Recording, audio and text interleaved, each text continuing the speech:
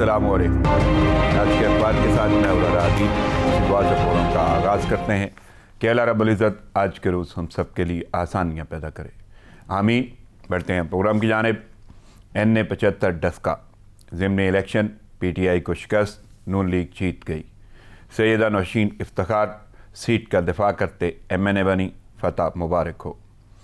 360 polling stations, 40 سے زائد حساس قرار، 4000 سے زائد پولیس اور 1000 سے زائد رینجرز اہلکار تعینات رہے۔ پاک فوج کی بھی 10 ٹیمیں پرامن پولنگ بلکہ ری پولنگ ہوئی۔ کل ووٹرز 4,94,000، بہترین انتظامات، بلا خوف پولنگ، SOPs کی پابندی، سب کچھ کیا گیا۔ تحفظات پھر بھی سامنے آئے، شور شرابہ بھی ہوا، 9 افراد پکڑے بھی گئے، لیکن نہ تو دھند تھی اور نہ ہی اندھا دھند فائرنگ۔ کوئی قتل نہیں ہوا، اسی لیے جنازے بھی نہیں تھے، اور اہم بات عملے کی آنکھ مچوری بھی سامنے نہ آئی اور بیگز بھی محفوظ رہے۔ تاریخی انتخاب میں تاریخوں کا بھی اپنا کردار رہا۔ 19 فروری کا الیکشن کالعدم قرار دیا گیا، 18 مارچ کو ری پولنگ کا حکم جاری ہوا، PTI عدالت عظمیٰ چلی گئی، 25 مارچ کو سپریم کورٹ نے بھی الیکشن ملتوی کر دیا۔ پھر انتخاب کی تاریخ 10 اپریل کر دی گئی۔ سپریم کورٹ نے الیکشن کمیشن کا فیصلہ برقرار رکھتے انتخاب کا کہا اور 2 اپریل کو PTI درخواست مسترد کی گئی۔ یہاں فاروق پانسپاری کے الفاظ بھی بہت یاد آئے۔ انہوں نے کہا تھا کہ شاطران جہاں نے آخر خود اپنی چالوں سے مات کھائی۔ اصل بات تو یہ ہے کہ اگر 19 فروری والا الیکشن ہی قائم رہتا تو پھر منتخب نمائندہ صرف یہی کہتا کہ میں آیا نہیں، لایا گیا ہوں۔ مجھے بھی بہت سے لوگوں نے پوچھا کہ آپ کیسے یوں بے دھڑک پروگرام کرتے ہیں، تو اپنے پلیٹ فارم کے حوالے سے بھی بقول شاعر یہی کہوں گا کہ دیے جلاتے ہوئے انگلیاں بھی جلتی ہیں، مگر میں روز یہی اہتمام کرتا ہوں، یہ اور بات کھٹکتا ہوں کچھ نگاہوں میں، وگرنہ میں تو فقط اپنا کام کرتا ہوں۔ حاضر ہوتے ہیں ایک چھوٹے سے وقفے کے بعد، ساتھ رہیے گا۔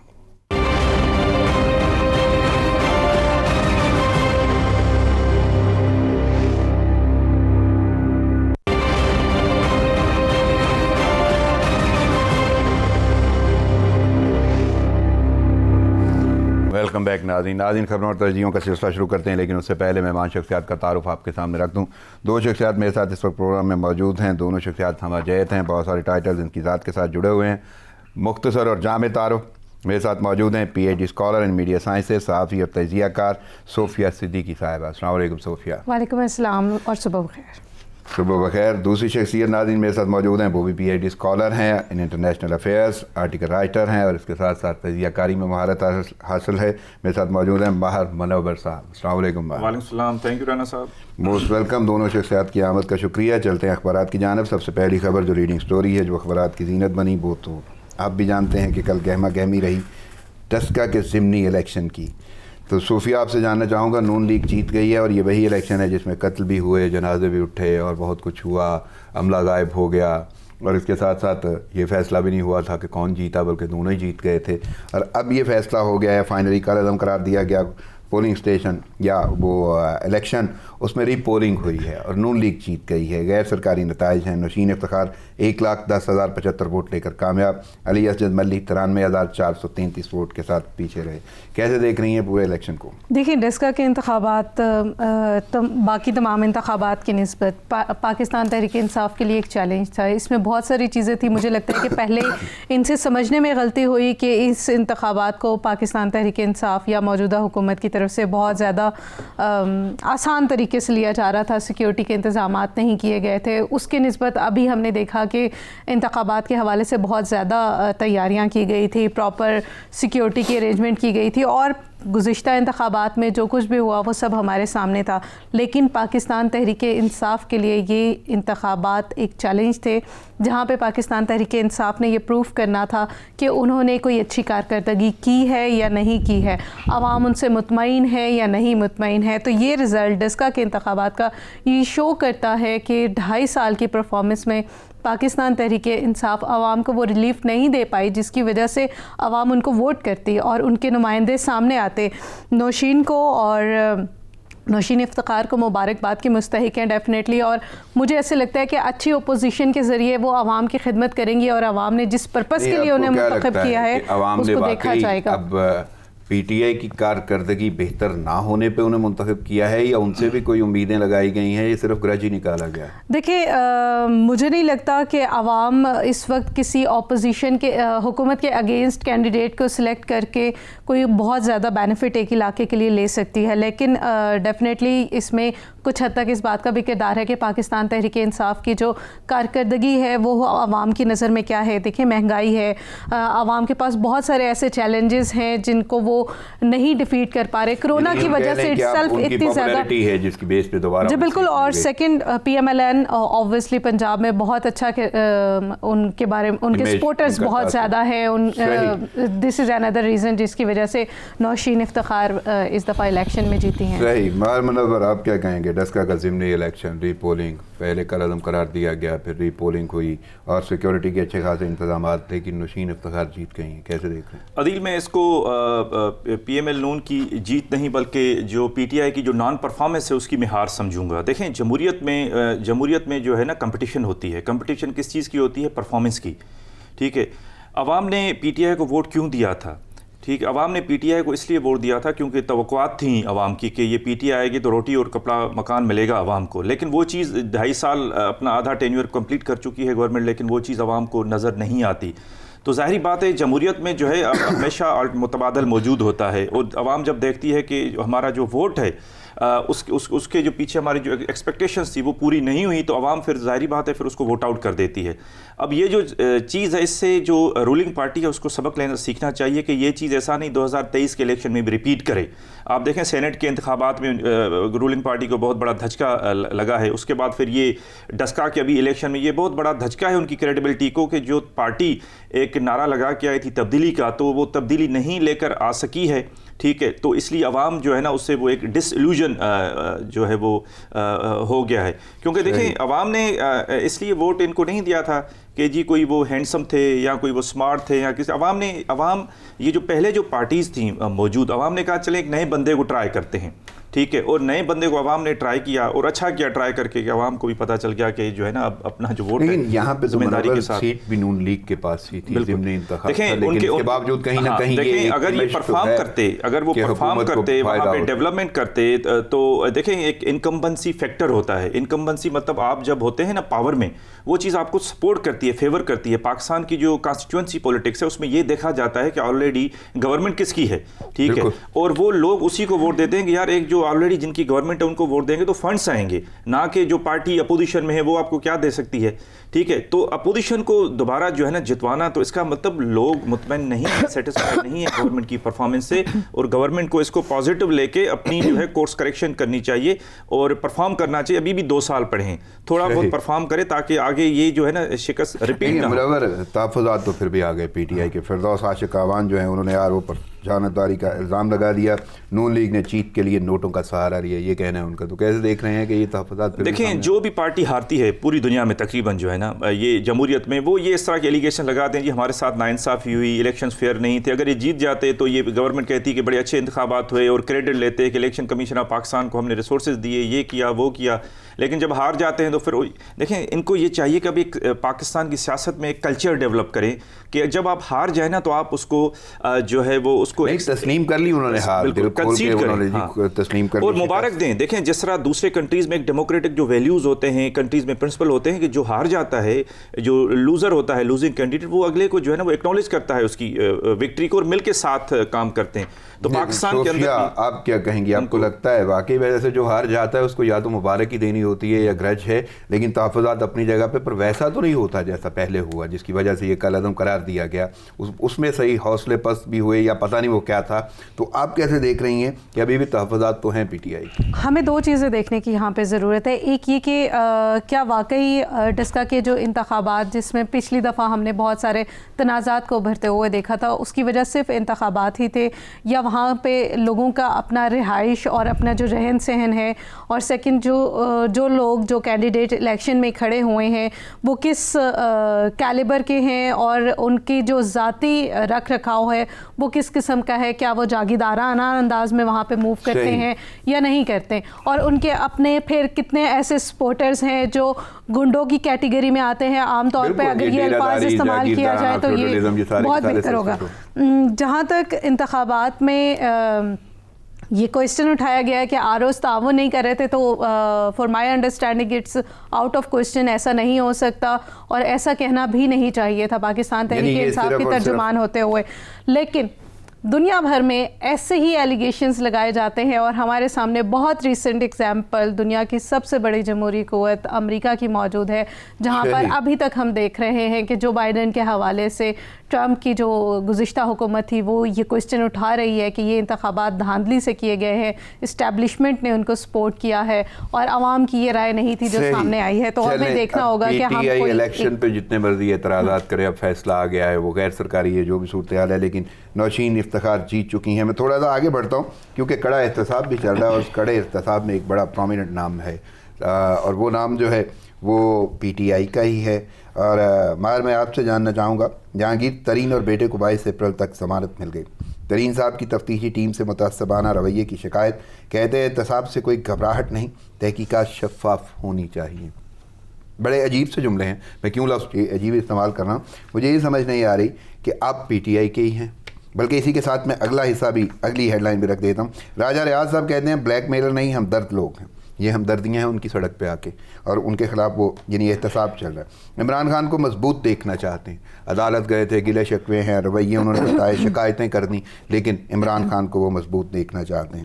جہانگیر ترین کے مخالفین پی ٹی آئی کے خلاف سازشیں کر رہے ہیں, یہ کہنا ہے راجہ ریاض کا, اور انہوں نے ناشتے بھی کیے ہیں, انہوں نے یقین دہانیاں بھی دلائی ہیں. آخر یہ کیا چیز ہے, یہ کون سا احتساب ہے جس میں آپ ساتھ بھی ہیں, ہمدرد بھی ہیں, برا بھی لگ رہا ہے, تعصب بھی ہے آپ کو؟ میں جاننا چاہتا ہوں کہ یہ ترین, جہانگیر ترین اور ان کے بیٹے کو یہ جو منی لانڈرنگ اور جعلی اکاؤنٹ کیس ہے, اس میں کیسے سامنے لایا گیا ہے؟ یہ واقعی کڑا احتساب ہے, اور احتساب ہے یا نہیں, کیسے دیکھیں؟ اچھا, سب سے پہلے تو میں یہ عرض کروں گا عادل کہ جہانگیر ترین پاکستان کی سیاست کا کوئی صاف ترین کردار نہیں ہے, ٹھیک ہے, جو ہے نا ایک مشکوک کردار ہے. اوورال جو بھی اشرافیہ ہے پاکستان کا, اگر ان کا احتساب ہو, جس دن احتساب ہوا, اکاؤنٹیبلٹی ہوئی اکراس دا بورڈ, صاف شفاف, اس دن پھر یہ ان میں سے کوئی بھی نہیں بچے گا, کیونکہ انہوں نے جو اتنی دولت بنائی ہے وہ اس کو جسٹیفائی نہیں کر سکتے کہ انہوں نے ٹیکس دیا اس کا, وہ اپنی ساری منی ٹریل مطلب تو. لیکن اب مسئلہ یہ ہے کہ یہ جو اکاؤنٹیبلٹی کی یہ جو ڈرائیو چل پڑی ہے 2 سال سے, اس سے نکلا کچھ بھی نہیں ہے, ٹھیک ہے. میں نے آپ کو پہلے بھی ایک پروگرام میں عرض کیا تھا کہ دیکھیں, قائد اعظم کی اگر آپ 11 اگست کی اسپیچ پڑھیں تو اس میں 4 بار کرپشن کا ذکر ہے. تو اس کا مطلب یہ ہے کہ پاکستان بننے سے پہلے بھی کرپشن موجود تھی, کہ بانی پاکستان نے اس کو ہائی لائٹ کیا ہے اپنی 11 اگست کی اسپیچ میں. لیکن تب سے لے کے آج تک کرپشن ایک ایز اے پولیٹیکل ٹول اس کو یوز کیا گیا ہے, پولیٹیکل مینیپولیشن کے لیے, پولیٹیکل بلیک میل کے لیے. صحیح کسی نے بھی اینٹی کرپشن ڈرائیو اس ملک میں نہیں چلائی, کیونکہ یہاں پہ جو اشرافیہ آتا ہے, گورنمنٹ آتی ہے, اس نے جو اپوزیشن کے لوگ ہوتے ہیں ان کی پولیٹیکل پرسیکیوشن کی کرنی ہوتی ہے, بلیک میل کرنا ہوتا ہے, ٹھیک ہے. کوئی بھی سنسیئر نہیں ہوتا کہ صحیح اور کڑا احتساب ہو, کیونکہ صحیح اور کڑے احتساب جہانگیر ترین کو اپوزیشن کا پرسن سمجھتے ہیں یا دیکھیں وہ ایک ڈی فیکٹو اپوزیشن ہی ہے, ٹھیک ہے. اور یہ پی ڈی ایم, تو گورنمنٹ بڑی خوش ہو رہی تھی کہ جی پی ڈی ایم ٹوٹ گئی, تو اس کے بعد اصلی جو دھڑا ہے فارورڈ بلاک وہ پی ٹی آئی کے اندر بن چکا ہے. آپ کو یہ لگتا ہے کہ پی ٹی آئی کے اندر دیکھیں اس سے کیا, دیکھیں کوئی نوٹیفیکیشن تو نہیں نکلتا نا فارورڈ بلاک کا. جہانگیر ترین کے ساتھ آپ کے 8 ایم این ایس ساتھ تھے جب انہوں نے پارٹی دی اپنے گھر پہ, 21 ایم پی ایس ساتھ تھے, 4 ایڈوائزر ساتھ تھے, 2 سٹنگ منسٹر ساتھ تھے. تو اس سے بڑا کیا, اور وہ پی ٹی آئی کے ہی تھے, ٹھیک ہے. تو اس سے کیا اور آپ کو ثبوت چاہیے فارورڈ جو ہے وہ. اور کل بھی جو کورٹ میں یہ پہنچے, بینکنگ کورٹ میں, تو وہاں پہ بھی اچھی خاصی تعداد, سالیڈیرٹی میں اس کے ساتھ تھے. اور یہ میسج تھا گورنمنٹ کو, ٹھیک ہے, گورنمنٹ کو میسج تھا کہ یہ اور بھی اس میں دھڑا بندی ہو سکتی ہے. مجھے تو یہ میسج جاننا ہے, راجہ ریاض صاحب بلیک میلر نہیں ہیں, ہمدرد لوگ ہیں, مضبوط کر رہے ہیں وزیر اعظم کو, عمران خان کو, کھڑے ہیں جہانگیر ترین کے ساتھ جو کورٹ میں پیش ہو رہے ہیں, جن کا احتساب چل رہا ہے, چینی اسکینڈل ہے, منی لانڈرنگ ہے, جعلی اکاؤنٹ کیس ہے.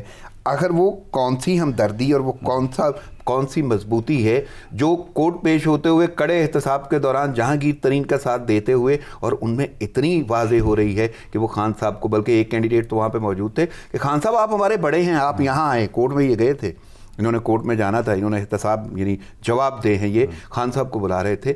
آخر یہ کون سی سیاست ہے, میں اس کے بارے میں یعنی واقعی یہ دھڑا بن گیا ہے یا یہ کوئی اور نیا پن ہوگا پی ٹی آئی کی ہی سیاست؟ دیکھیں مجھے چل کے مجھے یہ لگتا ہے, اگر میں فور سی کر سکوں پاکستان کے پولیٹیکل لینڈسکیپ کو, دیکھیں ایک تو یہ ہے کہ پاکستان کا جو پولیٹیکل لینڈسکیپ ہے اس کو پریڈکٹ کرنا تھوڑا سا مشکل ہے, کیونکہ پریڈکٹ آپ وہاں پہ کرتے ہیں جہاں پہ اصول اور ویلیوز کی سیاست ہوتی ہے. یہاں پہ انفارچونیٹلی نہیں ہوتی, اور وہ میں نے بتایا تھا اس لیے نہیں ہوتی کیونکہ جمہوریت کو چلنے نہیں دیا گیا. جمہوریت چلتی تو یہ ویلیوز جو ہے وہ میچور ہوتے ہیں.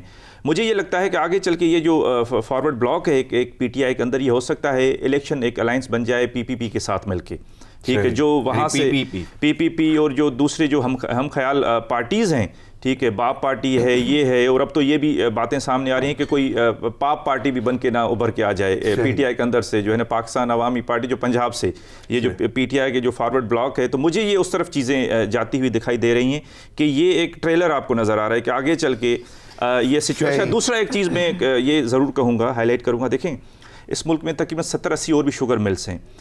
تو آپ نے یہ جو اکاؤنٹیبلٹی کو آپ ڈسکریڈٹ کرتے ہیں, ایک ہی بندے کے خلاف ایف آئی آر کیوں, سب کے خلاف آپ پھر کریں نا. مطلب دیکھیں میں نے تو پہلے کہا کہ جہانگیر ترین اس ملک کا کوئی صاف ترین کوئی کردار نہیں ہے, مشکوک کردار ہے, ٹھیک ہے, تو پھر دوسروں کے خلاف آپ کریں نا. مطلب اکاؤنٹیبلٹی اکراس دا بورڈ ہونی چاہیے, ایک بندے کو وکٹمائز نہ کریں. یہ پروگرام یہیں سے جاری رکھوں گا, یہاں پہ ایک مختصر سا وقفہ مجھے لینا ہوگا. ناظرین پروگرام جاری, لیتے ہیں شارٹ بریک, ساتھ رہیے گا.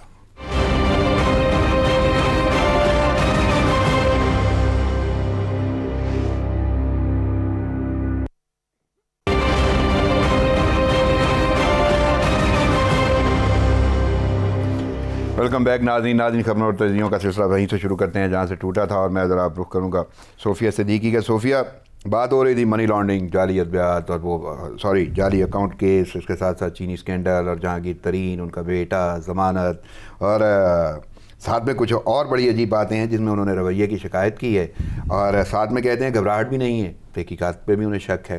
اور راجہ ریاض صاحب تو کچھ تھوڑا مزید بہتر کرتے ہیں, وہ کہتے ہیں بلیک میلر نہیں ہیں, ہم درد لوگ ہیں.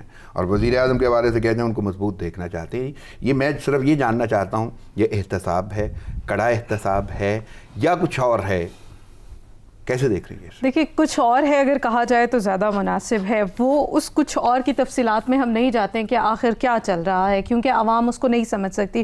دو باتیں ہیں, جہانگیر ترین خود یہ کہہ رہے ہیں کہ ان کے ساتھ ایک ایسا رویہ رکھا جا رہا ہے جو محتسبانہ ہے, تو وہ بھی دیکھنے کی ضرورت ہے کہ وہ انہیں کس لحاظ سے لگ رہا ہے.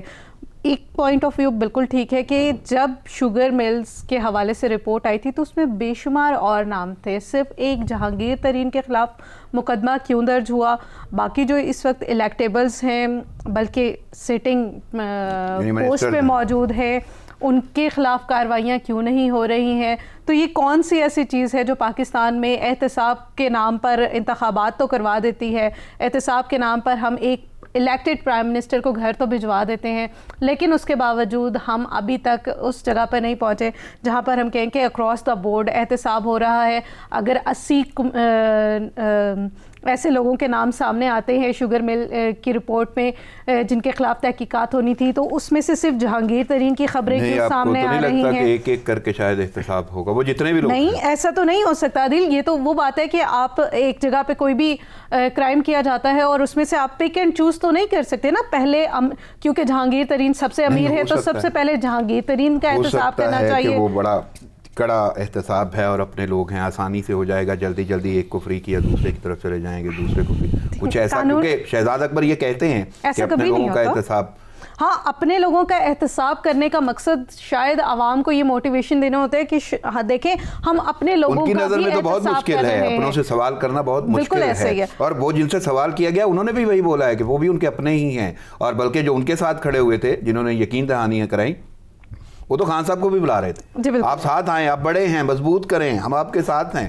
اب وہ مجھے سمجھ نہیں آ رہی ہے احتساب کون اور کس کا کر رہا ہے اور کیوں کر رہا ہے, کیونکہ خان صاحب پرائم منسٹر ہے اور خان صاحب کو اس میں ویسے بھی نہیں جانا چاہیے. یہ آؤٹ آف کوسچن ہے کہ ایک سٹنگ پرائم منسٹر کو آپ کہیں کہ احتساب کا عمل ہو رہا ہے, آپ بھی ہمارے ساتھ جائیں. وہ میڈیا اسٹنٹ ضرور ہو سکتا ہے, لیکن ان تمام چیزوں میں جو چیز سامنے آ رہی ہے وہ دیکھیں. حکومت کی پالیسی ایک علیحدہ چیز ہو سکتی ہے, اگر اکراس دا بورڈ احتساب کرنا ہے تو شوگر ملز کی رپورٹ کے حوالے سے جتنے لوگوں کے نام سامنے آئے تھے ان تمام لوگوں کے خلاف انویسٹیگیشن شروع کی جائے تاکہ یہ پتہ چل سکے. جہانگیر ترین اس وقت خود بھی ایک ڈوئل کریکٹر کے طور پہ سامنے آ رہے ہیں ہمارے سامنے, کیونکہ ایک طرف وہ پی ٹی آئی کے ساتھ ہونے کا کہہ بھی رہے ہیں, دوسری طرف ان کے گھر میں میٹنگز بھی ہو رہی ہیں, تیسری طرف ان کو اگر دیکھا جائے تو دیگر پولیٹیکل پارٹیز کی طرف سے آفرز بھی آنا شروع ہو گئی ہیں, اس میں پی ایم ایل این اور پیپلز پارٹی شامل ہے. تو یعنی آپ کی نظر میں پی ایم ایل این بھی شامل ہے, کیونکہ ماہر تو کہہ رہے تھے کہ دیکھیں وہ ایک تجزیہ تھا جس میں انہوں نے کہا کہ پیپلز پارٹی کے ساتھ ایک الائنس ہو سکتا ہے, اور آپ خبر دے I am giving the news کہ رابطے ہو چکے ہیں اور ان لوگوں کی میٹنگز بھی ہو رہی ہیں. مسلسل کال پی ایم ایل این کی طرف سے بھی ان کو کال کی گئی ہے کہ آپ پی ٹی آئی کو چھوڑ دیں, ہماری قیادت میں آ جائیں اور ہم مل کر پنجاب کو اسٹرینتھن کرنے کی کوشش کرتے ہیں. سو یہاں پر سارا کے سارے جو مفادات ہیں, اگین ہم پہلے بھی یہ بات کہہ چکے ہیں کہ ایلیٹس کے مفادات ہیں, وہ صرف اپنے مفادات کو دیکھے گا, ان کے نزدیک عوام کے کوئی مفادات نہیں ہے. میں آگے بڑھتا ہوں, منور آپ کی جانب آتا ہوں. منور, مجھے جو صورتحال ہے حالیہ, بلکہ اگر لفظ استعمال کیا جائے عدم برداشت کا, تو وہ بہت اچھا خاصا پہلو نظر آتا ہے معاشرے میں, اور اسی حوالے سے جیکب آباد میں قبائل کے درمیان خونی تصادم, 8 افراد چاند کی بازی ہار گئے. واقعہ جلبانی اور کٹھور برادری کی پرانی دشمنی کے باعث پیش آیا ہے, اور ایک دن پہلے بھی ایسے ہی صورتحال سامنے آئی, ہم نے 16 لاشیں بھی دیکھی. یعنی ایک عجیب سی صورتحال ہے, بڑی عجیب فضا ہے. کیسے دیکھ رہے ہیں اس کو, یہ تصادم 8 افراد کا مارے جانا؟ عدیل, یہ سیٹرڈے کو یہ بڑا ایک ٹریجک اور افسوسناک وہاں پہ واقعہ ہوا ہے کہ کٹوہر اور جلبانی جو قبائل ہیں جیکب آباد میں, وہاں پہ گڑی کھیرو تحصیل ہے, تو وہاں پہ جو ہے نا وہ ایک دوسرے کے انہوں نے گاؤں پہ حملہ کیا, جس میں 3 بچے بھی جہاں جو ہے وہ ان کی مارے گئے, اور اس کے بعد ایک عورت کی بھی کیجولٹی ہوئی ہے. اس کے بعد جو لوگ زخمی تھے وہ بھی اب یہ اطلاعات آ رہی ہیں کہ وہ بھی جاں بحق ہو گئے ہیں. صبح میری ایک وہاں پہ مقامی ایک صحافی سے میں نے بات کی تو اس نے مجھے اپڈیٹ کیا کہ 15 لوگ جو ہے نا وہ مر گئے ہیں اس کی وجہ سے. لیکن یہاں پہ جو ایک اس سے بڑا افسوسناک جو رول ہے, جو کردار ہے, وہ وہاں کی انتظامیہ, ٹھیک ہے, وہاں کے ڈی سی, وہاں کے جو ہے جو ڈی پی ہوتا ہے, اس کا رول ہے کہ بھئی آپ کو پتہ ہے کہ ایک بڑا ایک دیرینہ تنازع ہے, قبائلی جھگڑا ہے, تو آپ لوگ کیا کرتے ہیں وہاں پہ جا کے, آپ لوگ ان کی صلح کیوں نہیں کرواتے, آپ لوگ ان کو یہ پریمپٹ کیوں نہیں کرتے اس طرح کا بلڈ شیڈ, ٹھیک ہے. یا آپ لوگ صرف آپ لوگوں کا یہ کام ہے کہ اکثر جس طرح آج کل اچھے پولیس افسر بھی ہیں, اچھے ڈسٹرکٹ مینجمنٹ میں افسر بھی ہیں, لیکن زیادہ تر افسوس کی بات یہ ہے کہ وہ منتیں ترلے کر کے جو ہے نا وہ پوسٹنگ سے لے لیتے ہیں, اس کے بعد پھر ٹویٹر پہ آ کے اپنی تصویر لگا دیں گے, ہم نے یہ کر دیا احسان قوم پہ, ہم نے وہ کر دیا احسان قوم پہ. بھائی آپ جو آپ کا جو کام ہے وہ کریں آن دا گراؤنڈ, ٹھیک ہے. آپ تصویریں نہ لگائیں صرف اپنی سوشل میڈیا پہ یا فیس بک پہ, اتنی پبلسٹی چاہیے تو آپ وہ چھوڑ کے آپ میڈیا میں آ جائیں, ٹھیک ہے. اگر آپ کو اسکرین پہ آنا ہے تو آپ کا جو کام ہے آپ وہ کریں, وہ آپ کرتے نہیں, تو اس کی وجہ سے یہ اس طرح کے واقعات ہو جاتے ہیں. جو آپ کی ڈیوٹی ہے اس پہ آپ کی توجہ نہیں ہوتی, تو کمشنر کو نوٹس لینا چاہیے, ٹھیک ہے, وزیر اعلیٰ سندھ کو نوٹس لینا تو چاہیے. لیکن یہ ایسی صورتحال پیدا کیوں ہو رہی ہے, اس کا ذمہ دار پیدا اس لیے کس کو ذمہ دار پاکستان میں سب سے زیادہ جو ہے نا وہ 3 ڈسٹرکٹس ہیں جہاں پہ سب سے زیادہ قبائلی تنازعات ہیں اور جھگڑے ہیں, اور وہ پچھلے 40 سال سے 35 سال سے ہیں. شکارپور, کشمور اور جیکب آباد, یہ کوئی آج کی بات نہیں ہے. وہاں پہ جو ہے نا ہنڈریڈس آف جو ہے نا پیپل, رانا صاحب وہ اس میں ان قبائلی جھگڑوں میں مارے گئے ہیں, اور یہ جو ان کے جو سردار ہیں, یہ جو جلبانی اور کٹور ہے, وہ بھی رسپانسبل ہے, کیونکہ ان کا بھی رول ہوتا ہے ان لوگوں کو لڑوانے کے لیے, ان لوگوں کو وہ کرنے کے لیے تاکہ وہ جو ووٹ وغیرہ سیاست کا جو چکر ہوتا ہے. اور یہ ان ڈسٹرکٹس کی جو ہیومن ڈیولپمنٹ ہے وہ بہت جو ہے نا وہاں پہ ایشو ہے, روٹی کپڑا اور مکان کا, ایجوکیشن نہیں ہے. تو گورنمنٹ کو چاہیے کہ وہاں پہ تعلیم دے, ایجوکیشن دے, لوگوں کو روزگار دے, تاکہ لوگ جو ہے نا اس طرف سے نکل کے اس قبائلی اس جاگیرداری نظام سے جو ہے نا ایک ترقی کی جانب جو ہے نا وہ گامزن ہو. تو یہ صوفیہ آپ سے بھی جاننا چاہوں گا, یہ عدم برداشت کی جو صورتحال ہے, اتنے قتل ہو جانا, لوگوں کی جانوں کا ضیاع, اور انتظامیہ کیا کر رہی ہے, کیسے دیکھ رہی ہے یہ؟ پہلی دفعہ نہیں ہوا, پہلے بھی اس طرح کی چیزیں ہو چکی ہیں, اور حکومت کو جہاں پر حکومت یہ کہتی ہے کہ ڈی سی آفس یا جو دیگر انتظامیہ ہے وہ جرگوں کے ساتھ تعاون کرتی ہے, تو وہاں پہ انہیں یہ بھی دیکھنے کی ضرورت ہے کہ ان جرگوں کا کردار کیا ہے اور یہ جرگے کیا موٹیویشنز لے کر چل رہے ہوتے ہیں.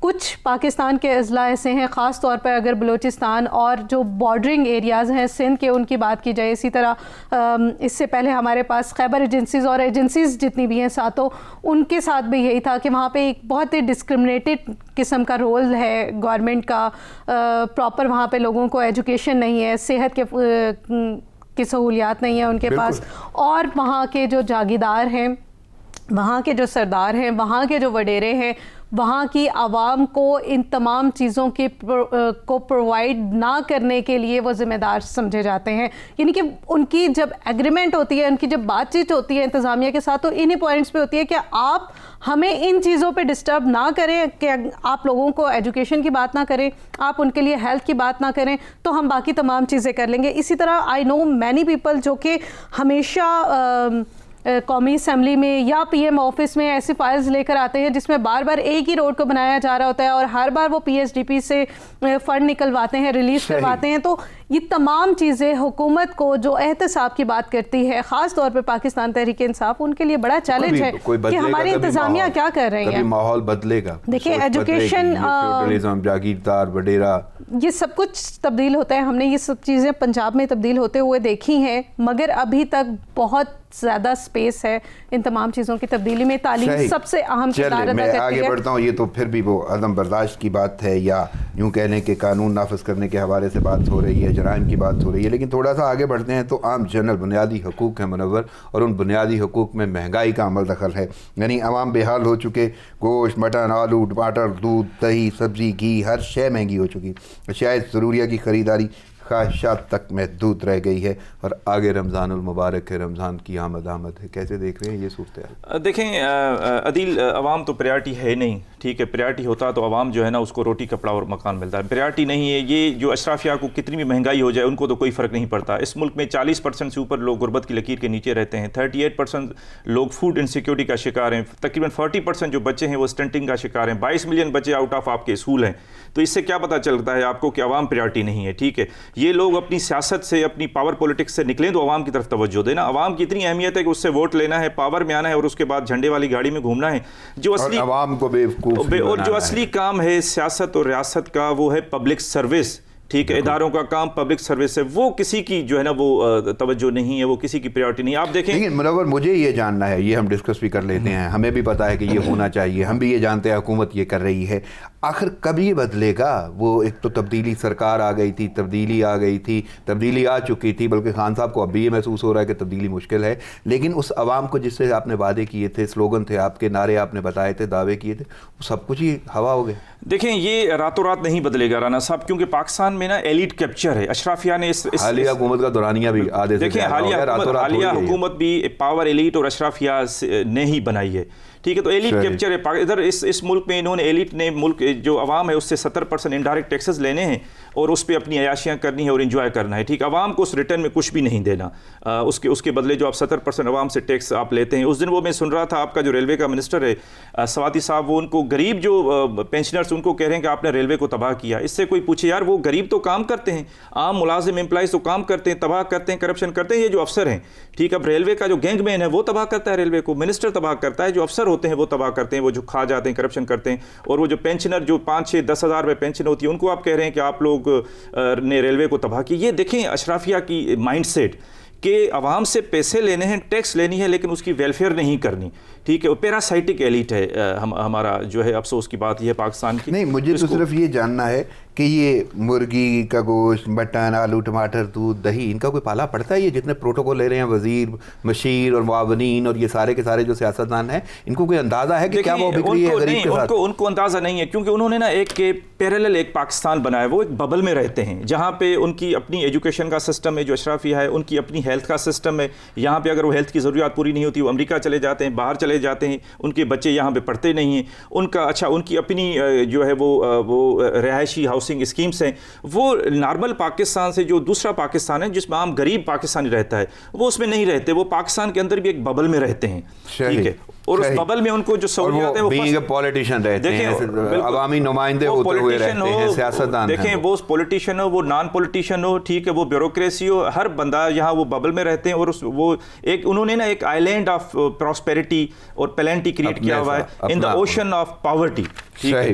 صوفیہ آپ کیا کہیں گی غربت کے حوالے سے، مہنگائی کے حوالے سے عام آدمی، غریب آدمی پس کے رہ گیا ہے، رمضان قریب ہے، اور میں بار بار بھی اگر یہ دہراؤں تو اشیاء ضروریاں ہیں جو کامن فنگر ٹپ سے ہر شخص بول دیتا ہے، لیکن مجھے تو یہ جاننا ہے کہ قصور عوام کا جو واقعی صرف خواہشات تک محدود رہ گئی ہر چیز اشیاء ضروریہ.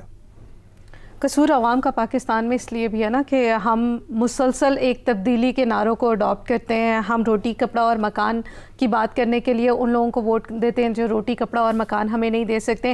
ہم ایسے لوگوں کو سپورٹ کرتے ہیں، ہم ایسے لوگوں کا بیانیہ انڈورس کرتے ہیں جو ہمارے لیے کچھ نہیں کر رہے ہوتے ہیں. لیکن پاکستان تحریک انصاف کی حکومت جب آئی تھی تو عدیل آپ کو یاد ہوگا کہ انہوں نے مٹن اور گوشت پر ریسٹورنٹس میں کھانا کھانے پر ایک ٹیکس عائد کیا تھا کہ یہ ایلیٹس کے زمرے میں آتا ہے. تو سوچیں کہ ہم پاکستان میں، ہم اس ملک میں رہ رہے ہیں جہاں پر لوگوں کو جو ضروری زندگی کی چیزیں ہیں اس میں سے بھی سیگریگیشن کر دی گئی ہے کہ یہ والی چیز اگر آپ دیں گے تو آپ نے اس پہ ٹیکس دینا ہے کیونکہ یہ ایلیٹ کے زمرے میں آتی ہے.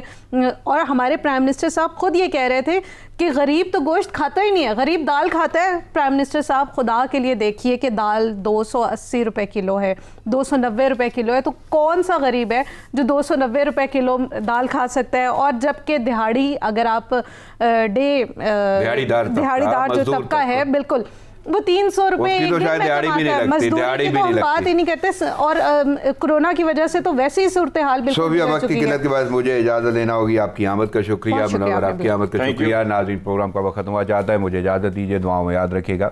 اللہ نگہبان.